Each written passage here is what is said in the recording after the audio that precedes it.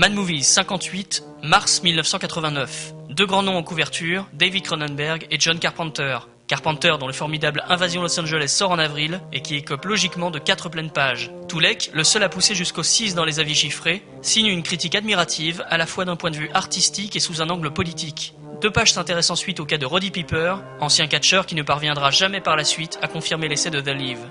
Déjà visible depuis quelques semaines en salle, le farfelu et maudit baron de Munchausen de Terry Gilliam divise sérieusement, comme le prouve un forum où s'entre-déchire méchamment la Mad Team. Celle-ci ne rechigne pas pour autant à saluer ses prouesses graphiques, à travers une très longue interview du superviseur des effets visuels, Richard Conway. Pour se réconcilier, JPP sacre Brasil dans le cadre du film Décrypté, se livrant à une analyse digne de sa critique de 1984.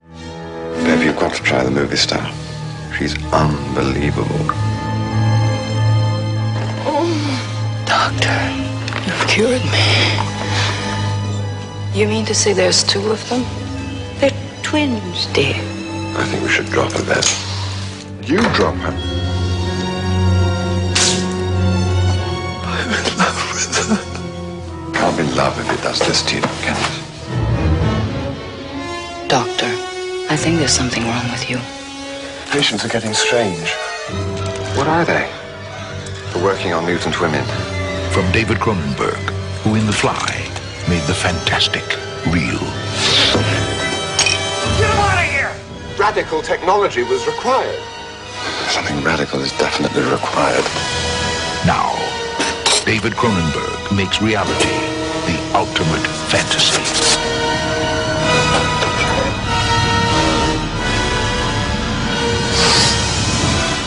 Dead Ringers. Separation can be a terrifying thing.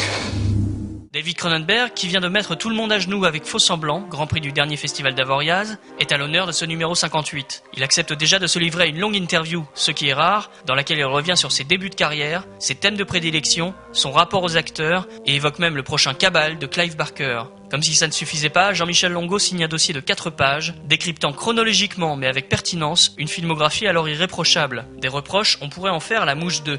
Guinbert en fera fuser dans le forum du numéro 59, mais pour l'heure, Toulek préfère célébrer les qualités de cette suite improbable. Suit une interview d'Eric Stoltz, évoquant autant le film de Chris Wallace que Haunted Summer ou Retour vers le futur. Riche en bandes horrifiques, le sommaire évoque rapidement le très bon jeu d'enfant de Tom Holland, et met surtout dans la lumière le travail de KNB sur Deep Star 6 et Horror Show, à travers un entretien fleuve avec Greg Nicotero, rapporté par Maitland McDonough. Une bonne manière de revenir sur les débuts un peu chaotiques de la société, pas encore révélés par les effets de Danse avec les loups. Quelques rubriques pour finir. Dans Télémaniac, Guinbert applaudit les intentions de Clive Barker sur Hellraiser et tente de décrypter le cas McTiernan à travers Nomad. Dans Télésérie, on en apprend un peu plus sur les cauchemars de Freddy, diffusés alors à la télévision américaine. Dans le courrier des lecteurs, enfin, un certain Olivier Strecker, futur organisateur de la Zombie Walk de Cannes, nous fait partager quelques effets gore de son cru. Dans les notules, on apprend que Tim Burton va tourner Batman 2 et 3 d'affilée afin d'amortir les décors très chers conçus pour le premier, et qu'Alien 3 se concentrerait avant tout sur Bishop et le personnage de Michael Biehn après une courte apparition de Ripley. 2 affiches pour clôturer ce numéro, les aventures du baron de Munchausen et Appelez-moi Johnny 5.